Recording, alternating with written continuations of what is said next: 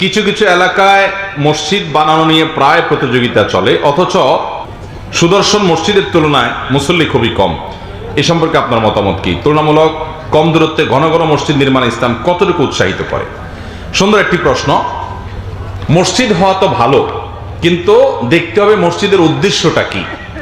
নবী করিম সাল্লাল্লাহু আলাইহি সাল্লাম বলেছেন, মান বানা লিল্লাহি মাসজিদা বানাল্লাহু লাহু ফিল জান্নাতি বাইতান মিসলা।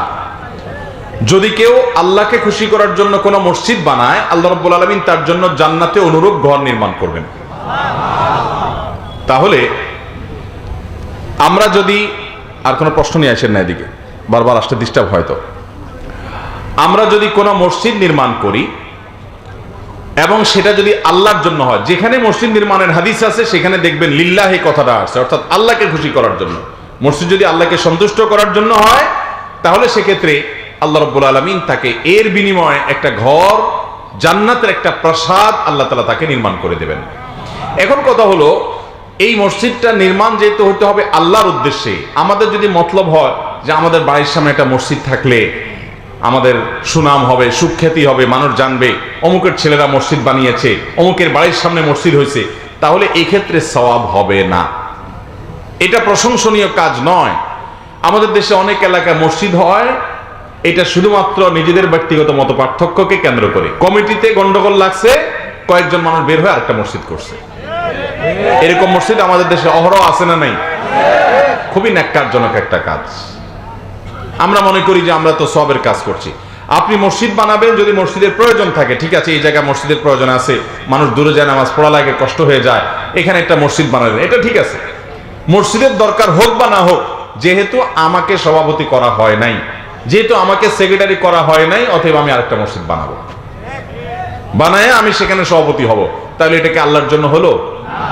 আল্লাহর জন্য না হলে এটা ইবাদত হবে না।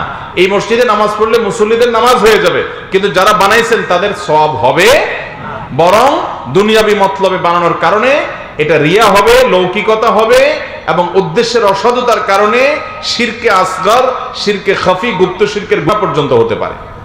এজন্য মসজিদ বানাইতে গিয়ে আমরা উদ্দেশ্য যেন অসৎ না থাকে সেটা খেয়াল রাখতে হবে। আপনি বলবেন মসজিদ কমিটির লোকেরা খারাপ, তো তারা খারাপ হলে কি আপনার নামাজ হবে না? এই ফতোয়া তো আপনাকে কেউ দেয় নাই যে মসজিদ কমিটির লোকেরা যদি ভালো না হয় সে মসজিদে নামাজ পড়লে নামাজ হবে না, এমন কোনো কথা তো নেই। তারা যদি খারাপ হয় তো তারা তো চিরকাল থাকবে না, তাই বলে আপনি আরেকটা মসজিদ প্রয়োজন না হলে সেখানে গড়ে তুলবেন। আমি চট্টগ্রামে এক জায়গায় গেছি, পুকুরের এক পাড়ে একটা মসজিদ আছে, কমিটিতে গন্ডগোল লাগার পর কিছু লোক বের হয়ে অপর প্রান্তে আরেকটা মসজিদ বানাইছে। ছোট্ট একটা পুকুরের দুই পাড়ে দুইটা মসজিদ। এটা আল্লাহর ঘরের সাথে উপহাস করার শামিল ভাইরা আমার। অতএব মসজিদ বেশি হওয়া ভালো, কিন্তু সেটা হবে প্রয়োজনে, সেটার উদ্দেশ্য হবে মানুষের প্রয়োজন পূরণ করা। ঢাকা শহরে যে পরিমাণ মানুষ, যত ঘন বসতি, রাস্তার এই পাড়ে একটা ওই পাড়ে একটা মসজিদ হলে দোনো মসজিদেই ভর্তি হওয়ার মতো মানুষ আছে, বসবাস করে। বিশাল বড় বড় অ্যাপার্টমেন্ট, পুরো অ্যাপার্টমেন্টে মানুষের জন্য একটা মসজিদ ছোটখাটো দরকার হয়ে পড়ে। অতএব এই হিসাবে মসজিদ বেশি হওয়া প্রশংসনীয়, কিন্তু মসজিদ বেশি বানাচ্ছেন সেটা যদি হয় ওই যে গন্ডগোল ফাসাদ করে সেক্রেটারি সভাপতি হওয়ার জন্য, মুতাওয়াল্লি সাজার জন্য, বাকাওয়াতি জাহির করার জন্য, তাহলে সেক্ষেত্রে সেটা অবশ্যই প্রশংসনীয় হতে পারে না।